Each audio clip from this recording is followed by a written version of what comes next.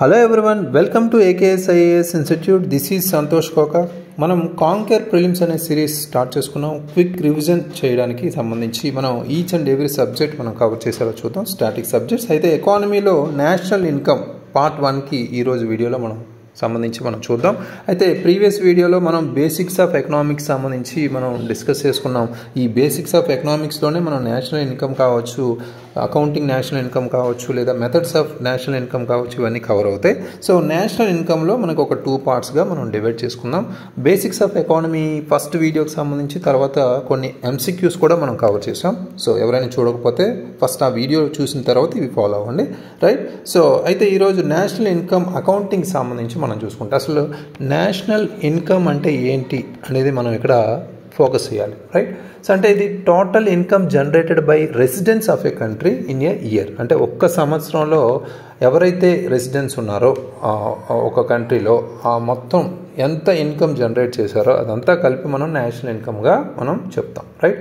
అయితే ఇది monetary value of total output of goods and services అనేది క్యాలిక్యులేట్ చేస్తాం. అంటే 1 ఇయర్లో మనకి ప్రొడ్యూస్ చేయబడిన గూడ్స్ అండ్ సర్వీసెస్ యొక్క total output value, monetary value ఎంతైతే ఉందో అదే నేషనల్ ఇన్కమ్గా మనం చూస్తాం, రైట్? సో ఇది మనం ఇక్కడ ఫోకస్డ్గా మనం ఆలోచించాలి. అయితే ఇక్కడ నేషనల్స్ ఎకనామిక్ పర్ఫార్మెన్స్ ఏదైతే ఉందో, అంటే ఒక దేశానికి సంబంధించి ఆర్థికపరమైన పర్ఫార్మెన్స్ ఎలా ఉంది అనేది మనకి ఇక్కడ total value of goods and services produced తోనే మనం క్లియర్గా మెజర్ చేసే అవకాశం అయితే ఉంటుంది, రైట్? సో అయితే ఎలా మెజర్ చేస్తారు దీనికి సంబంధించి అంటే there are 4 ways to measure national income, right? So అవి మనం ఇక్కడ క్లియర్ కట్గా 1 by 1 చూద్దాం. సో అయితే మెజరింగ్ ద నేషనల్ ఇన్కమ్ సంబంధించి మనం చూసుకుంటే 4 ways ఉన్నాయనేది ఇప్పుడు మనం చెప్తున్నాం, right? First GDP, gross domestic product, right? So ఇక్కడ total money value of all final goods and services produced within domestic territories of the country during a financial year. అంటే total value of goods and services produced in a country's borders, అంటే ఆ దేశానికి సంబంధించి భూభాగంలో మాత్రమే produce చేయబడిన goods and services అన్ని, వస్తు సేవలు అన్నీ కలిపి మనకి ఈ వాల్యూ తీసుకుంటాం, రైట్? సో అయితే ఇక్కడ మనకి ముఖ్యంగా చెప్పాలంటే జీడిపికి సంబంధించి only final goods and services are consider అనేది ఇక్కడ మనం గమనించాలి. అంటే జీడిపి ఎస్టిమేట్ చేసేటప్పుడు మనకి ఫైనల్ గూడ్స్ అండ్ సర్వీసెస్ మాత్రమే. అంటే ఫైనల్ గూడ్స్ అంటే ఏంటి? అవి మధ్యలో ప్రొడక్షన్లో కొన్ని గూడ్స్ అనేవి ఉపయోగిస్తుంటారో అవి కాకుండా అనమాట. అంటే అల్టిమేట్గా కస్టమర్ ఏది కన్జ్యూమ్ చేస్తున్నాడో అదే మన ఫైనల్ గూడ్గా. ఫర్ ఎగ్జాంపుల్ కార్ అనేది కొంటారు, రైట్? సో కార్ అనేది అమ్ముతారు కస్టమర్కి, అదే ఫైనల్ గుడ్, రైట్? ఈ కాంపనెంట్స్ ఏవైతే ఉన్నాయో అందులో కొన్ని ఇంటర్మీడియట్ గూడ్స్ లాంటివి అవి ఫైనల్ ప్రోడక్ట్స్లోకి వస్తాయి, రైట్? అవి మనం ఇక్కడ గమనించాలి, రైట్? సో అదేవిధంగా పర్సనల్ అడిషనల్లీ మనకి కొన్ని ఓన్లీ న్యూలీ ప్రొడ్యూస్డ్ గూడ్స్ అనేవి మనకి కౌంట్ అవుతూ ఉంటాయి. అంటే ఫర్ ఎగ్జాంపుల్ ఇక్కడ జీడిపిలో మనకి కొత్తగా ప్రొడ్యూస్ చేసిన గూడ్స్ మాత్రమే కౌంట్ అవుతాయి. అంటే ట్రాన్సాక్షన్ గూడ్స్ ఏవైతే ఉన్నాయో, అంటే పాత వస్తువులు, ఓల్డ్ గూడ్స్ లాంటివి మనకి ఇక్కడ ఇంక్లూడ్ చేయవు. అంటే పాత ట్రాన్సాక్షన్ గూడ్స్ లాంటివి అంటాం, అంటే ఆల్రెడీ ప్రొడ్యూస్ చేసినవి అమ్ముతుంటారు, కొంటూ ఉంటారు, ఇవి సెకండ్ హ్యాండ్ గూడ్స్గా మనం పిలుస్తాం. అవి అయితే ఇందులో ఇంక్లూడ్ కావు అనేది కూడా మనం ఇక్కడ గుర్తుపెట్టుకోవాలి, రైట్? సో అదేవిధంగా transaction that do not get counted in GDP అనేవి మనం ఇక్కడ తెలుసుకోవాలి. అంటే ఏ ట్రాన్సాక్షన్స్ మనకి ఇక్కడ ఈ జీడిపిలో ఇంటర్లింక్గా ఉండవు. అంటే ఇక్కడ sale of goods that were produced outside domestic borders, అంటే ఫారెన్ గూడ్స్ అనుకోండి, ఫారెన్ గూడ్స్ లాంటివి ఇందులో ఇంక్లూడ్ కావు. అదేవిధంగా ఇందాక చెప్పినట్టు మనం ఇంటర్మీడియట్ గూడ్స్గా మనం చెప్పుకున్నాం, రైట్? ఇంటర్మీడియట్ గూడ్స్ అంటే ఏంటి? అంటే ఇవి ఫారెన్ గూడ్స్ లాంటివి. మనకి ఇంటర్మీడియట్ గూడ్స్ అంటే ఇక్కడ ఫర్ ఎగ్జాంపుల్ ఒక స్వీట్ తయారు చేయడానికి మనకి షుగర్ వాడతాం, రైట్? ఆ షుగర్ అనేది ఇక్కడ ఇంటర్మీడియట్ గూడ్స్, అవి మనకి ఇందులో కౌంట్ రాదు, రైట్? సో ఇక్కడ స్వీట్ మాత్రమే, స్వీట్ నుంచి వచ్చిన వాల్యూ మాత్రమే ఇక్కడ ఇంక్లూడ్ చేస్తారు, రైట్? అదేవిధంగా కొన్ని ఇల్లీగల్ యాక్టివిటీస్ అంటే స్మగ్లింగ్ లాంటివి ఉంటాయి కదా, అవి మనకి ఇక్కడ కౌంట్ కావు. అది కూడా మనకి బ్లాక్ మార్కెట్ లాంటివి ఇవన్నీ ఇల్లీగల్ కాబట్టి అవి కంపల్సరీ ఇవి ఇంక్లూడ్ కావు. అదేవిధంగా ట్రాన్స్ఫర్ ఆఫ్ పేమెంట్స్, అంటే గవర్నమెంట్కి సంబంధించి పెన్షన్స్ కావచ్చు, స్కాలర్షిప్స్ కావచ్చు, గవర్నమెంట్ నుంచి వెళ్ళినవన్నీ ఇందులోకి ఇంక్లూడ్ కావు, రైట్? సో ఈ రూల్స్ అనేవి మనం గమనించాలి. 4 రూల్స్ అనేవి ఇక్కడ గమనించాలి. ఒకటి మనకి ఓల్డ్, అంటే ఆల్రెడీ యూజ్డ్ గూడ్స్ ఏవైతే ఉన్నాయో అవి ఇంక్లూడ్ కావు, రైట్?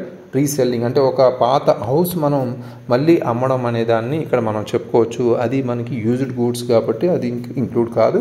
అదేవిధంగా ఇంటర్మీడియట్ గూడ్స్ అంటే ఇక్కడ మనం చెప్పుకున్నాం కదా, ఇంటర్మీడియట్ గూడ్స్ ఒక స్వీట్ తయారు చేయడానికి షుగర్ యూజ్ చేస్తాం. ఆ షుగర్ అయితే ఇందులో ఇంక్లూడ్ కాదు.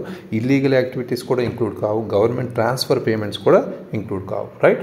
సో అయితే ఇక్కడ మనం GNPకి సంబంధించి కూడా మనం ఇక్కడ ఫోకస్ చేయాలి. రైట్. సో అంటే ఇక్కడ ముఖ్యంగా మనం ఫోకస్ చేయాల్సింది ఇక్కడ GDP అనేది 2 డిఫరెంట్ ప్రైసెస్లో కూడా మనకి ఇక్కడ లింక్ అవుతుంది. ముందుగా గ్రాస్ నేషనల్ ప్రోడక్ట్ అంటే total value of goods and services produced by residence of a country regardless the location. Right. So ఇది ఇక్కడ గమనించాల్సిన అవసరం అయితే ఉంది. GNPకి GDPకి చాలా డిఫరెన్స్ ఉంది. రైట్. సో ఇక్కడ మనకి GNP అంటే total value of all final goods is produced by nominal residence of a country during A financial year. అంటే ఇక్కడ GDP ఆఫ్ ఏ కంట్రీ అనేది ఇక్కడ ఇన్కమ్ ఫ్రమ్ అబ్రాడ్కి సంబంధించి మనం ఇక్కడ యాడ్ చేస్తాం. అంటే GDP plus income from abroad కలిపితే మనకి GNPగా మనం ఇక్కడ చెప్పుకోవచ్చు. రైట్. సో అయితే క్లియర్ కట్గా మనం ఇక్కడ ఒక GDP క్యాలిక్యులేషన్స్ సంబంధించి మనం మాట్లాడుకుంటే GDP క్యాలిక్యులేషన్స్కి సంబంధించి మనకి కాన్స్టెంట్ అండ్ కరెంట్ ప్రైసెస్లో మనం ఇక్కడ GDP క్యాలిక్యులేషన్ అనేది చేయొచ్చు. రైట్. సో అందులో భాగంగా మనం చూసుకుంటే నామినల్ GDP, రియల్ GDPగా మనం చెప్తాం. అయితే ఇక్కడ నామినల్ GDP అంటే ఏంటి? కరెంట్ ప్రైసెస్లో మనం కరెంట్ ప్రైసెస్లో GDPని క్యాలిక్యులేట్ చేయడం. అంటే కరెంట్ ప్రైసెస్ అనేది మార్కెట్ ప్రైసెస్కి రిలేటెడ్గా ఉంటుంది కాబట్టి అది మనకి ఇన్ఫ్లేషన్ రిఫ్లెక్ట్ చేస్తూ ఉంటుంది. అంటే కరెంట్ ప్రైసెస్ సంబంధించి మనకు కంపల్సరీ ఇన్ఫ్లేషన్ ఇంక్లూడ్ అయి ఉంటుంది. రైట్. రియల్ జీడిపి అంటే ఏంటి? కాన్స్టెంట్ ప్రైసెస్ని లేదా బేస్ ఇయర్ని మనం తీసుకుంటాం. బేస్ ఇయర్కి సంబంధించిన రేట్స్ని మనం తీసుకుంటాం క్యాలిక్యులేట్ చేసేటప్పుడు. కాన్స్టెంట్ ప్రైసెస్లో క్యాలిక్యులేట్ చేసినప్పుడు అది రియల్ జీడిపిగా మనం పిలుస్తాం.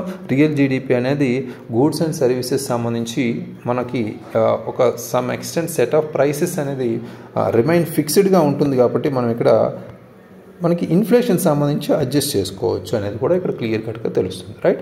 అయితే ఇక్కడ బేస్ ఇయర్ అనేది నార్మల్లీ ఫ్రీగా ఉంటుంది. హై ఫ్లక్చువేషన్స్ వచ్చిన ఆ ప్రైసెస్లో హై ఫ్లక్చువేషన్ వచ్చిన ఈ బేస్ ఇయర్ అనేది ఫిక్స్ అయి ఉంటుంది కాబట్టి ఇక్కడ మనకి ప్రాబ్లం ఉండదు. అయితే ఇక్కడ కాన్స్టెంట్ అండ్ కరెంట్ ప్రైసెస్కి డిఫరెన్స్ అనేది మనం ఇక్కడ అర్థం చేసుకుంటే మెయిన్ డిఫరెన్స్ ఏంటి అనేది ఇక్కడ మనం ఫోకస్ చేస్తే ముఖ్యంగా అది ఇంపాక్ట్ ఆఫ్ ఇన్ఫ్లేషన్. రైట్. అది గుర్తుపెట్టుకోవాలి. మనకి ఎగ్జామినేషన్లో ఇలాంటి క్వశ్చన్స్ అడుగుతారు, ఇవి కూడా మనం కవర్ చేద్దాం. అయితే difference between the constant and current prices is only that the impact of inflation. అంటే జీడిపి కరెంట్ ప్రైసెస్ సంబంధించి మ్యాక్రో ఎకనామిక్ వేరియబుల్స్లో యూజ్ చేయడానికి, అంటే నామినల్ జీడిపి అనేది మనం ఈ మ్యాక్రో ఎకనామిక్ వేరియబుల్స్ని యూజ్ చేయడానికి అంటే మెజర్ చేయడానికి యూజ్ చేయం. అది ఇక్కడ గమనించాలి. ఎందుకంటే డిస్టార్టెడ్ అంటే యాక్చువల్ గ్రోత్ని డిస్టార్ట్ చేసే అవకాశం ఉంటుంది కాబట్టి due to price changes. Right. అయితే రియల్ జీడిపి మనకి ట్రూ స్టేట్ ఆఫ్ ఎకానమీని మనం రిప్రజెంట్ చేస్తుంది కాబట్టి మనం ఎక్కువ రియల్ జీడిపి కూడా క్యాలిక్యులేట్ చేస్తూ ఉంటాం. రైట్. అయితే మనకి ఇక్కడ ప్రాపర్గా మనం తెలుసుకోవాల్సిన అంశాలు ఏంటంటే GNP and the role of net foreign income. Right. So ఇందులో ఇంటర్లింకింగ్ కాన్సెప్ట్స్ లాంటివి మనం gross national product and role of net foreign income సంబంధించి కూడా మనం ఇక్కడ ఫోకస్ చేయాలి. అయితే గ్రాస్ నేషనల్ ప్రోడక్ట్ అంటే GNP total value of all final goods and services produced by normal residence of a country during a financial ఇయర్గా మనం ముందే చెప్పుకున్నాం. రైట్. సో అయితే ఇది GDPకి సంబంధించి అంటే GNP అంటే ఏంటి? GDP plus income generated from abroad. Right. సింపుల్గా గుర్తుపెట్టుకోవచ్చు. అయితే ఇక్కడ GDPకి సంబంధించి మనం మాట్లాడుకుంటాం value of goods and services produced with in a country. ఇక్కడ NFIA net foreign income or net factor income from abroad అంటాం. రైట్. అంటే ఇన్కమ్ రిసీవ్డ్ మైనస్ ఇన్కమ్ పెయిడ్గా మనం ఇక్కడ చెప్తాం. రైట్. అది ఇక్కడ గమనించాలి. ముఖ్యంగా the difference between factor income received by normal residence of the country and factor income paid to foreign residence in Indian domestic టెరిటరీగా మనం దీన్ని పిలుస్తాం. అంటే ఏంటి? ఇక్కడ క్లియర్ కట్గా చెప్పాలంటే NFIAకి సంబంధించి income of Indians abroad minus income of foreigners in India.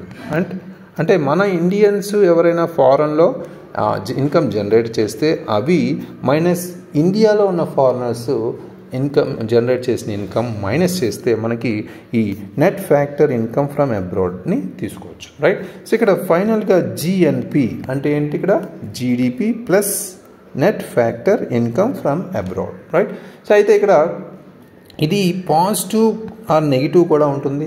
ఎప్పుడు జిఎన్పి జీడిపి మైనస్ ఎన్ఎఫ్ఐఏ ఆ కేసు ఏంటంటే income paid to foreign residents exceeds the income received from abroad. అంటే మన భారతీయులు విదేశాల్లో సంపాదించిన మొత్తం కన్నా ఇక్కడ అంటే ఇండియాలో ఫారినర్స్ సంపాదించిందే ఎక్కువ ఉంటే అప్పుడు మనకి ఈ NF net factor income from abroad అనేది నెగిటివ్ ఉంటుంది, అది గమనించాలి, రైట్. సో అయితే ఇక్కడ ఇంకొక ఇంపార్టెంట్ కాన్సెప్ట్ ఏంటంటే డెప్రిషియేషన్. డెప్రిషియేషన్ అంటే ఏంటి, కాన్సెప్ట్ ఆఫ్ డెప్రిషియేషన్ అంటే ఏంటి, a loss of value of fixed capital like machinery buildings etcetera due to normal wear and tear. అంటే ఇక్కడ ప్రొడక్షన్ టెక్నాలజీ సంబంధించి చేంజెస్ కానీ లేదా కొన్ని loss of value of fixed capital అంటే మెషినరీస్ కానీ కొన్ని టెక్నికల్స్ కానీ బిల్డింగ్స్ కానీ ఇలాంటివన్నీ లాస్ అయినప్పుడు మనం డెప్రిషియేషన్ అనేది మనం ఇక్కడ చెప్తాం. అంటే ఈ ఎక్స్పెన్సెస్ ఏవైతే ఉన్నాయో రిపేరింగ్కి సంబంధించి రీప్లేస్మెంట్ సంబంధించి ఇవన్నీ డెప్రిషియేషన్ ఎక్స్పెండిచర్గా మనం తీసుకుంటాం, రైట్. అది ఇక్కడ మనం అర్థం చేసుకోవాలి. అయితే డెప్రిషియేషన్ అనేది ఎప్పుడు మనం సబ్స్ట్రాక్ట్ చేయాలి, రైట్, మైనస్ చేయాలి అనేది ఇక్కడ గుర్తుపెట్టుకోవాలి. అంటే gross value of goods to obtain the net value goods అనేది ఇక్కడ మనం తెలుసుకోవాలి. అంటే ప్రతిదీ మనం ఇక్కడ తీసుకుంటే loss of value of fixed capital due to wear and net value అనేది కంపల్సరీ గ్రాస్ వాల్యూ మైనస్ డెప్రిషియేషన్గా మనం కంపల్సరీ తీసుకోవాలి. అంటే ఇక్కడ ఫర్ ఎగ్జాంపుల్ ఇక్కడ perfect example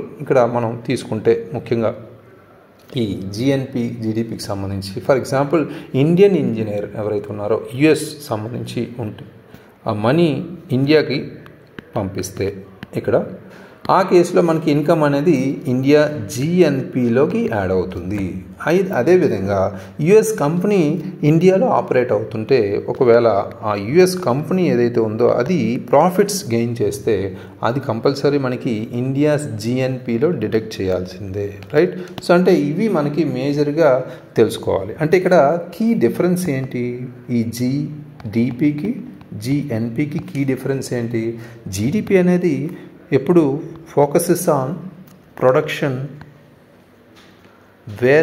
wear it happens. అంటే ప్రొడక్షన్ ఎక్కడ జరుగుతుంది అనే దాని మీద జీడిపి ఫోకస్ చేస్తుంది. అంటే within borders without borders అనేది, right, within countries borders or not అనేది జీడిపి ఫోకస్ చేస్తుంది. అయితే జిఎన్పికి సంబంధించి ఫోకస్ ఏం చేస్తుంది, ఎవరు ఆ ప్రొడక్షన్ని ఓన్ అయి ఉన్నారు, ఓనర్స్ ఎవరు అనే దాన్ని ఫోకస్. అంటే నేషనల్స్ అనేవాళ్ళ ఒకవేళ నేషనల్స్ అనేవాళ్ళు ఇక్కడ ఉన్నారా ఇండియాలో కాకుండా అవుట్ సైడ్ అబ్రాడ్లో ఉన్నారా అనే దాని మీద కూడా ఫోకస్ చేస్తున్నారు, రైట్. సింపుల్గా చెప్పాలంటే GDP focuses on wear the production happens, GNP focuses on who owns the production. ఈ డిఫరెన్స్ అనేది మనం తెలుసుకోవాలి ఈ ఇంటర్లింకింగ్గా, రైట్. సో నెక్స్ట్ మనకి జీడిపి వర్సెస్ జిఎన్పి ఏ కీ డిస్టింక్షన్గా మనం ఇక్కడ చెప్పుకోవచ్చు, రైట్. సో ఇప్పుడు మనం చెప్పుకున్నాం కదా క్లియర్ కట్గా మనకి focuses on production within the countries borders అంటే GDP, focuses on production by residence of a country regardless of location అనేది జిఎన్పిగా మనం క్లియర్గా మనం చెప్పచ్చు. అయితే ఇంకొక ఇంపార్టెంట్ మ్యాటర్ ఏంటంటే market price versus factor cost అనేది మనం ఇక్కడ ఫోకస్ చేయాలి. మార్కెట్ ప్రైస్ అంటే ఏంటి ఇక్కడ అనేది price at which goods are sold. అంటే మన వస్తువులు అమ్మే ప్రైస్ ఏదైతే ఉందో అంటే ట్యాక్సెస్ కూడా మనకి ఇంక్లూడ్ చేసి చెప్తాం ఇక్కడ, రైట్. వాటిని మార్కెట్ ప్రైస్గా మనం పిలుస్తాం, రైట్. సో అయితే ఫ్యాక్టర్ కాస్ట్ ఏంటి, యాక్చువల్ కాస్ట్ అంటే ప్రొడక్షన్ చేసేటప్పుడు అంటే ఉత్పత్తి చేస్తాం కదా అందులో ట్యాక్సెస్ అయితే ఉండవు, బట్ సబ్సిడీస్ ఏవైతే ఉంటాయో అవి ఇంక్లూడ్ చేస్తాం, రైట్. అంటే గవర్నమెంట్ ఇచ్చిన సబ్సిడీస్ని ఇంక్లూడ్ చేసి ట్యాక్సెస్ అయితే మనం ఎక్స్క్లూడ్ చేసేదే ఇక్కడ ఫ్యాక్టర్ కాస్ట్గా మనం చెప్పుకోవచ్చు, రైట్. అంటే ఇక్కడ ముఖ్యంగా ఫార్ములా చూసుకుంటే జీడిపి అట్ ఫ్యాక్టర్ కాస్ట్ అనేది మనం చూసుకుంటే GDP at the rate of market price minus indirect taxes plus సబ్సిడీస్గా మనం ఇక్కడ ఫార్ములా క్లియర్ కట్గా చెప్పచ్చు, రైట్. సో అది ఇక్కడ మనం గమనించాలి, రైట్.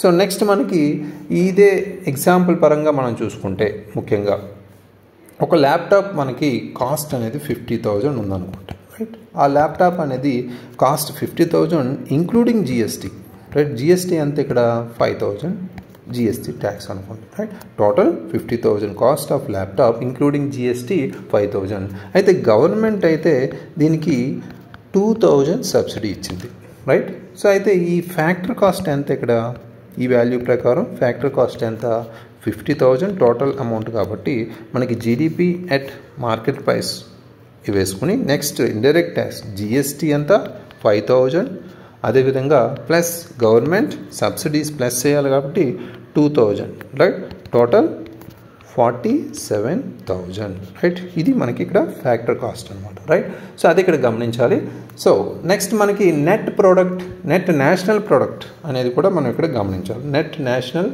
ప్రోడక్ట్ అదేవిధంగా జిఎన్పి దాంతోపాటు మనకి ఎన్డిపి జీడిపి అనేది కూడా ఇక్కడ మనం కీ కాన్సెప్ట్స్గా మనకి net national product and net domestic product గురించి కూడా మనం ఇక్కడ తెలుసుకోవాలి రైట్ సో అయితే ఇక్కడ జిఎన్పికి సంబంధించి అంటే total value of goods and services produced by residence అనేది ఇక్కడ మనకి జిఎన్పిగా మనం చెప్తాం రైట్ సో అయితే ఇక్కడ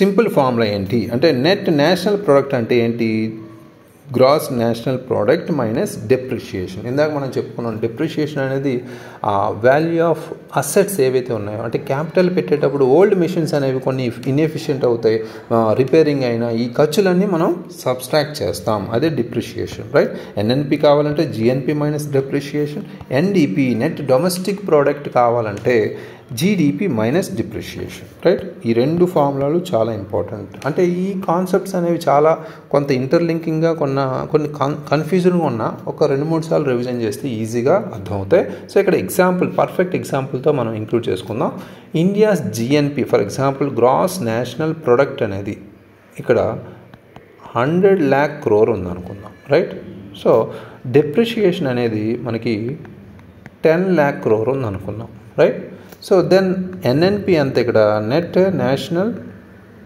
ఇన్కమ్ నెట్ నేషనల్ ప్రోడక్ట్ ఎంత ఎన్ఎన్పి ఇక్కడ 100 minus 10 అంటే 90 lakh crore మనం ఇక్కడ చెప్తాం రైట్ సో ఇది మనకి ఇక్కడ క్లియర్ కట్గా మనకి ఈ ఫార్ములాస్ అంటే net national product and net domestic product అనే ఫార్ములాస్ మనం గుర్తుపెట్టుకోవాలి రైట్ సో నెక్స్ట్ మనకి ఇక్కడ ముఖ్యంగా మనకి ఇక్కడ హోలిస్టిక్గా ఈ ఫార్ములాస్ సంబంధించి ఈ కాన్సెప్ట్ సంబంధించి మనం కంక్లూజన్ ఏం చెప్తామంటే ముఖ్యంగా రియల్ జీడిపి అనేది మనకి బెటర్ ఇండికేటర్ ఎకనామిక్ గ్రోత్కి బెటర్ ఇండికేటర్గా తీసుకుంటాం రాదర్ దాన్ నామినల్ జీడిపి అదొక ఇంపార్టెంట్ పాయింట్ మీరు తెలుసుకోవాల్సింది నెక్స్ట్ జిఎన్పి అనేది గ్రాస్ నెస్ట్ ప్రోడక్ట్ అనేది ఇక్కడ రెసిడెన్స్ ఇన్కమ్ ఏదైతే ఉందో గ్లోబల్ లెవెల్లో మనం తీసుకునేది వేరాజ్ జీడిపి అనేది మనకి డొమెస్టిక్ ప్రొడక్షన్ సంబంధించి లిమిట్గా మనం తీసుకుంటాం అదొక important product right so next మనకి ఫ్యాక్టర్ కాస్ట్ అనేది యాక్చువల్ ప్రొడక్షన్ కాస్ట్గా మనం ఇక్కడ తీసుకుంటాం మార్కెట్ ప్రైస్ అనేది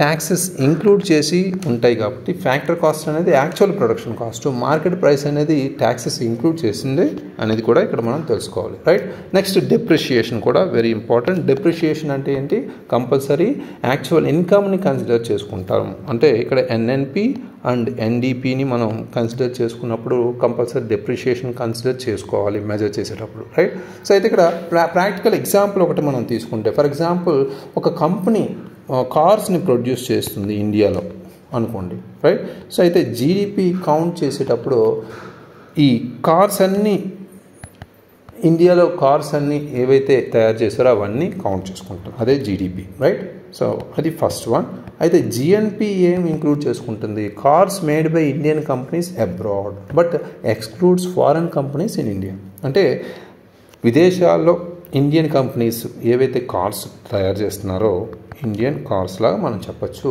అవి మనం ఇంక్లూడ్ చేసుకుంటాం exclude foreign companies in India right అది మైనస్ చేస్తాం రైట్ సో నెక్స్ట్ మనకి ఎన్డిపి అంటే నెట్ డొమెస్టిక్ ప్రోడక్ట్ అనేది wear and tear of machines used in production ఇది మనకి ఇక్కడ ఎన్డిపి అనేది ఇక్కడ చెప్పుకున్నాం కదా జీడిపి మైనస్ డిప్రిషియేషన్ అనేది కూడా ఇక్కడ చాలా ఇంపార్టెంట్ అదేవిధంగా ఫ్యాక్టర్ కాస్ట్ అనేది ట్యాక్స్ని రిమూవ్ చేసుకుంటాం అంటే ప్రొడక్షన్ లెవెల్లోనే ఫ్యాక్టర్ కాస్ట్ని మనం క్యాలిక్యులేట్ చేయాలి కాబట్టి ట్యాక్సెస్ని రిమూవ్ చేసుకుని సబ్సిడీస్ని ఇంక్లూడ్ చేసుకుంటుంది గవర్నమెంట్ ఇచ్చే సబ్సిడీస్ని ఇంక్లూడ్ చేసుకుంటుంది మార్కెట్ ప్రైస్ అనేది ట్యాక్సెస్ని ఇంక్లూడ్ చేసుకుంటుంది అది ఇక్కడ మేజర్ డిఫరెన్స్ అవి గమనించండి, సింపుల్ టాపిక్స్ బట్ అది ఇంటర్లింకింగ్గా ఉన్నప్పుడు మనం కన్ఫ్యూజ్ అవుతాం. ఇందులో మనకి మేజర్ టేక్అవేస్ ఏంటి, ఇంపార్టెంట్గా మనకి real GDP, GNP and also factor cost depreciation, right? So ఇవి గుర్తుపెట్టుకోండి.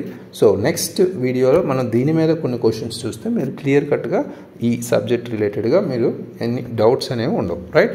So please revise it. Thank you very much. All the very best.